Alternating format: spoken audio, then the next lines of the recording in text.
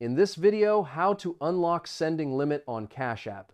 I will show you step by step how to unlock the sending limit on Cash App.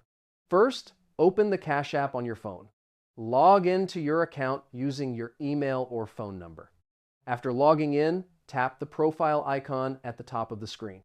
Now look for the option called Personal or Account Settings. Inside Settings, find the Identity Verification option. To increase your sending limit, you need to verify your account. Cash App will ask for some personal information. Enter your full name correctly. Provide your date of birth. Enter the last digits of the identification number requested.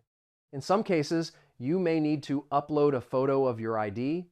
Follow the instructions shown on the screen to complete verification.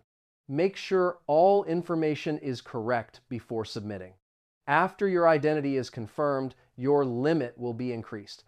Verified users usually have higher sending limits. You will be able to send larger amounts using the app. The verification process may take a few minutes.